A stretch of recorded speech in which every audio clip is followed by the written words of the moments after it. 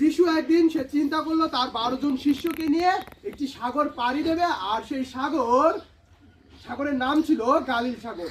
আর যিশুকে রেখেই সেই 12 জন শিষ্য তারা যিশুকে রেখেই সেই নৌকাতে উঠে গেল, এবং নৌকাতে উঠে যাওয়ার পরে যে যার মতো জায়গায় বসলো, এবং সেই সর্বশেষে যিশু সেই নৌকাতে উঠলো, এবং নৌকার শেষে গিয়ে সে একটি জায়গাতে বালিশের উপর মাথা দিয়ে শুয়ে থাকলো।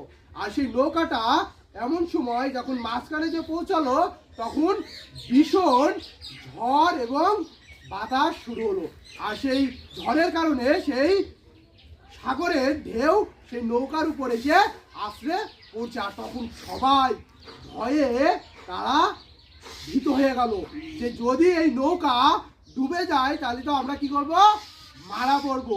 আর তখন কি হলো দেখো, তখন তারা সেই 12 জন শিষ্যের মধ্যে থেকে একজন শিষ্য সেই যিশুর কাছে গেল, আর যিশুর গায়ে হাত দিয়ে বললো, হে গুরু আপনি কি দেখতে পাচ্ছেন না যে আমরা মারা পড়লাম, আর আপনি এখানে নিশ্চিন্তে ঘুমিয়ে আছেন?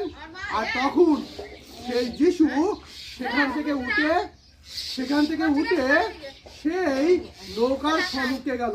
কোথায় গেল? নৌকার সম্মুখে গিয়ে যেখানে চালক থাকে সেখানে গেল, এবং সেই হাত উপরের দিক তাকিয়ে বলল যে ঝড় ও বাতাস কি হও, শান্ত হও। কি হলো?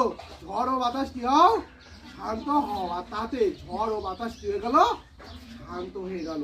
আর তখন সবাই অবাক, সেই সৃষ্টিকর্তার সেই অলৌকিক কাজ সেখানে দেখতে পেল, যে সবাই অবাক যে ইনি এমন কে যার কথায় কি হয়ে গেল, ঝড় ও বাতাস কি হয়ে গেল, শান্ত হয়ে গেল, সাগরের ঢেউ